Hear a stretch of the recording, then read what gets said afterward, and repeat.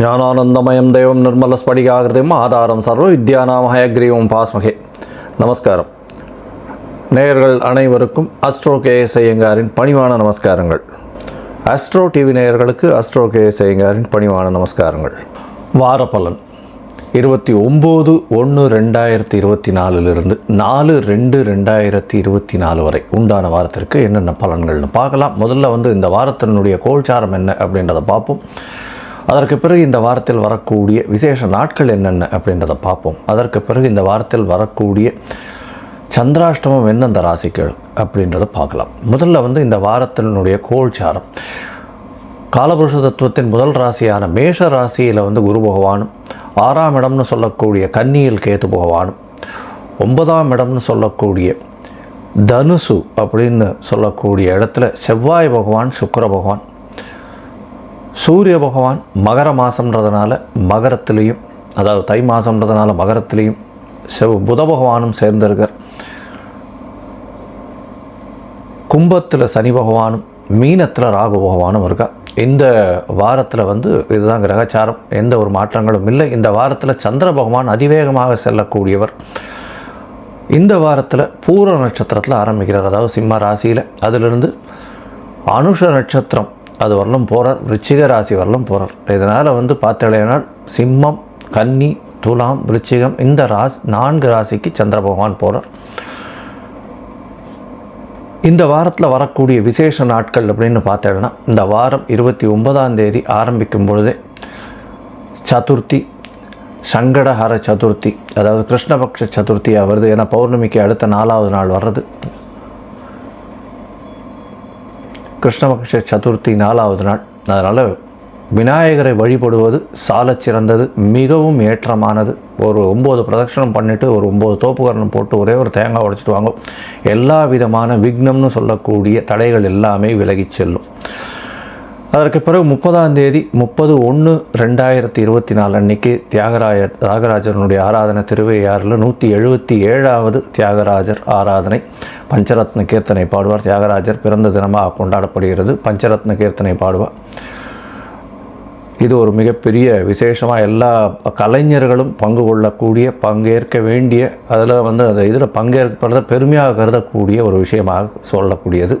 வருஷம் நடக்கிறது திருவையாறில் தியாகராஜ உற்சவம். அது ஒரு பெரிய விசேஷம்.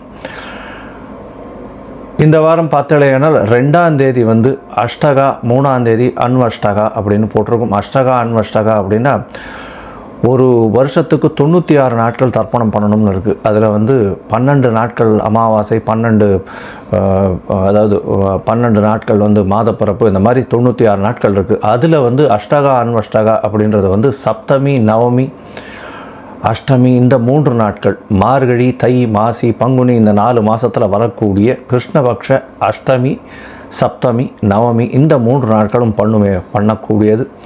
இதன் மூலியமாக ஏதாவது நீங்கள் விட்டுருந்தீங்க, தர்ப்பணங்கள் விட்டுருந்தீங்கன்னா கூட அது சேர்த்துக்கொள்ளப்படும் அப்படின்னு சொல்லக்கூடியது. 96 நாட்கள் ரொம்ப முக்கியமாக சொல்கிறது. அதில் இந்த அஷ்டகா அன்வஷ்டகாவை சொல்கிறார்.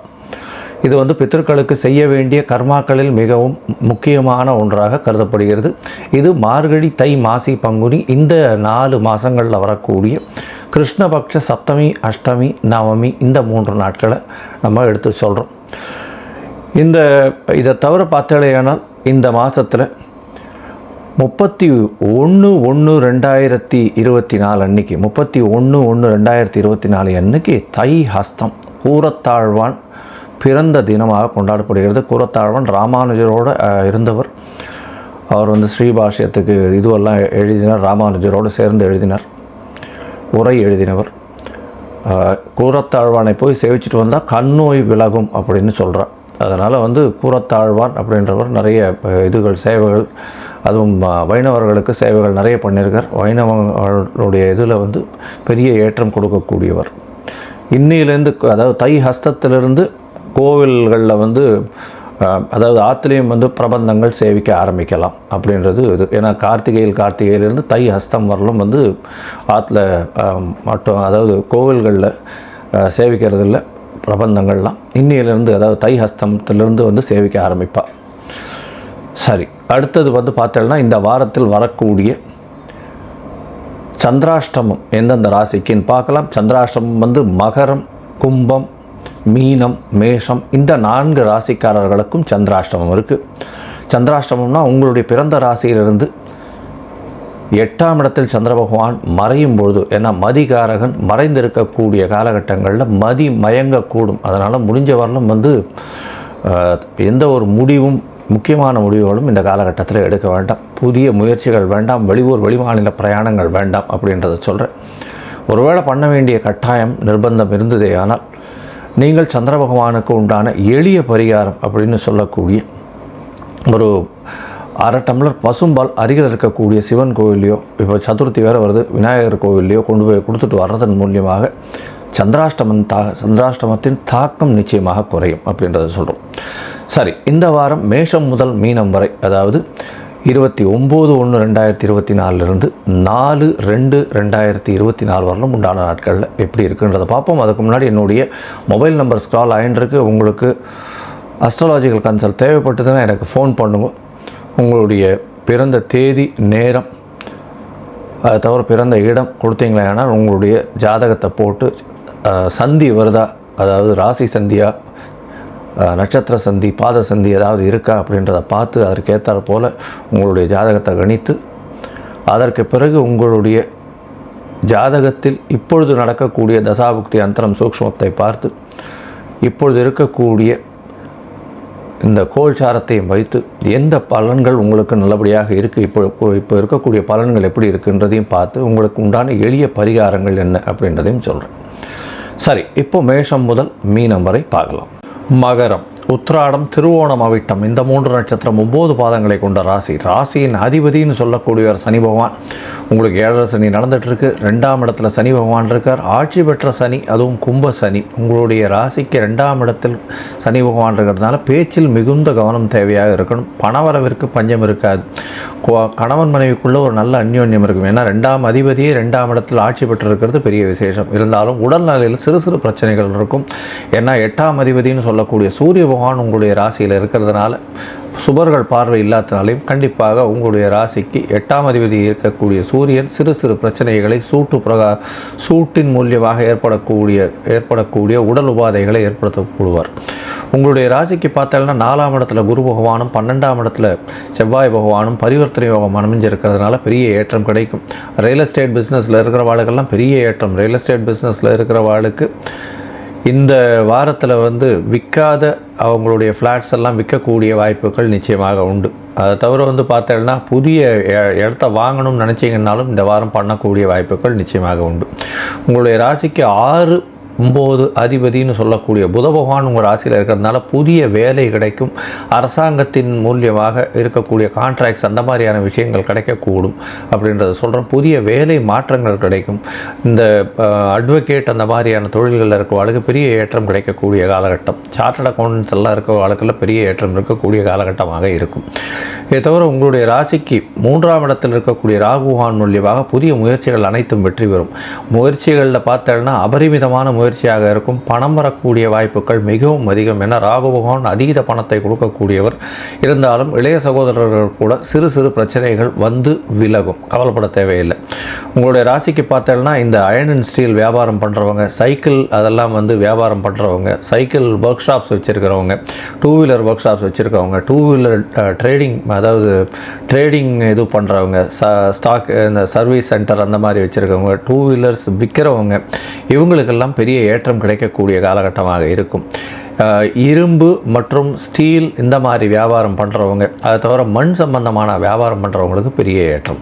இந்த வாரத்தில் பார்த்தோம்னா உங்களுடைய 7ஆம் அதிபதி அப்படின்னு சொல்லக்கூடிய சந்திர பகவான் உங்களுடைய ராசிக்கு 8ஆம் இடத்திலிருந்து ஆரம்பிக்கிறார். 8ஆம் இடம்னு சொல்லக்கூடிய சந்திராஷ்டம காலம் 29/1/2024 4/2/2024 வரலும் உண்டான வாரத்தில் 29ஆம் தேதி ராத்திரி ஒரு 12:30 மணி, அதாவது 30ஆம் தேதியினுடைய அதிகாலை 00:30 வரலும் வந்து சந்திர பகவான் 8ஆம் இடத்துல இருக்கார்.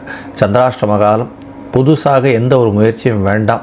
தேவையில்லாமல் எதுவும் வார்த்தைகளை விடாதீங்க. அதை தவிர வந்து ஜாமீன் கையெழுத்து போடுறது அதெல்லாத்தையும் வந்து தவிர்க்கிறது நல்லது. 7ஆம் அதிபதியே 8ஆம் இடத்துல இருக்கிறது அப்படின்றதுனால கண்டிப்பாக உங்களுடைய எதிர்பாலினத்தோர் மூலியமாக சிறு சிறு பிரச்சனைகள் வரக்கூடிய வாய்ப்புகள் உண்டு. கணவன் மனைவிக்குள்ள சற்று பிரச்சனைகள் இருக்கக்கூடும். பார்ட்னர்ஷிப் பிஸ்னஸில் சற்று பிரச்சனைகள் இருக்கக்கூடும். புதுசாக பார்ட்னர்ஷிப் பிஸ்னஸில் வந்து எதுவும் சலசலப்பு வராமல் பார்த்துக்குங்க. உங்களுடைய ராசிக்கு 9ஆம் இடத்துல சந்திர பகவான் போகிறார். 29ஆம் தேதி ராத்திரி, அதாவது 30ஆம் தேதி அதிகாலை 30 நிமிஷத்துலேருந்து 1ஆம் தேதி மத்தியானம் வரலும், அதாவது மத்தியானம் ஒரு 11:45 வரலும் இருக்கிற இந்த காலகட்டத்தில் நல்ல ஒரு ஏற்றம் இருக்கக்கூடிய காலகட்டமாக இருக்குது. ஏன்னா கேது பகவானோட சம்பந்தத்தில் இருந்தாலும் உங்களுக்கு பணவரவிற்கு பஞ்சம் இருக்காது. சப்தமாதிபதியே 9ஆம் இடத்துல இருக்கிறதுனால நல்ல ஒரு ஏற்றம் இருந்தாலும் தந்தையின் உடல்நலத்தில் சற்று கவனமாக இருக்கிறது நல்லது. உங்களுடைய ராசிக்கு 10ஆம் இடத்துல சந்திர பகவான் போல குருவினுடைய பார்வையில் இருக்கிறது பெரிய விசேஷம். 10ஆம் இடத்துல வந்து 1ஆம் தேதி மத்தியானம் ஒரு 11:45 3ஆம் தேதி இரவு ஒரு 8:45 வரலும் இருக்கக்கூடிய காலகட்டம். இந்த காலகட்டத்தில் பார்த்தீங்கன்னா உங்களுடைய ராசிக்கு 10ஆம் இடம் வலுப்பெற்று போகிறதுனாலையும் 10ஆம் அதிபதியும் குரு பார்க்கறதுனால இந்த கலைத்துறையில் இருக்கிறவங்க, கலைத்துறையில் வந்து இந்த ஆர்ட் டைரக்டர்ஸு, அதை தவிர லைட் மேன்ஸு, இந்த கம்ப்யூட்டர் கிராஃபிக்ஸ் பண்ணுறவங்க, இவங்களுக்கெல்லாம் பெரிய ஏற்றம் கிடைக்கக்கூடிய காலகட்டமாக இந்த வாரம் அமையிறது. இந்த வாரத்தில் அதை தவிர வந்து இந்த ட்ரெஸ் மெட்டீரியல் செலக்ட் பண்ணுறவங்க, காஸ்டியூம் டிசைனர்ஸ்ன்னு சொல்கிறோம் இல்லையா, அவளுக்கு பெரிய ஏற்றம் இருக்கும். இந்த வாரத்தில் உங்களுடைய ராசிக்கு 11ஆம் இடத்துக்கு சந்திர பகவான் வர எல்லா விதமான ஏற்றம் கிடைக்கக்கூடிய காலகட்டமாக அமையப்போகுது. 11ஆம் இடத்துல சந்திர பகவான் வரும்போது உங்களுடைய ராசிக்கு நீங்கள் நினைத்த காரியங்கள் அனைத்தும் நடக்கும். அதை தவிர வந்து உங்களுடைய பார்ட்னர்ஷிப் பிஸ்னஸில் பெரிய ஏற்றம் கிடைக்கும். தொழிலில் அபரிமிதமான ஏற்றம் இருக்கும். படிக்கக்கூடிய மாணவர்களுக்கு நல்ல ஒரு ஏற்றம் இருக்கும். பொதுவாகவே இந்த மகர ராசிக்காரர்களுக்கு இந்த வாரம் வந்து நல்ல ஏற்றமான வாரம். இந்த வாரத்தில் வந்து நீங்கள் பிரத்யங்கரா கோவிலுக்கு போயிட்டு வாங்க. பிரத்யங்கரா கோவிலுக்கு போயிட்டு அங்கே ஒரு குங்கும அர்ச்சனை பண்ணிட்டு வாங்க. ஏன்னா சனி பகவானும் 2ஆம் இடத்துல இருக்கார், ராகு பகவானும் 3ஆம் இடத்துல இருக்கார். அதனால் உங்களுடைய முயற்சிகளும் நிச்சயமாக ஒரு நல்ல வெற்றியை கிடைக்கக்கூடிய காலகட்டமாக இந்த வாரம் அமைகிறது.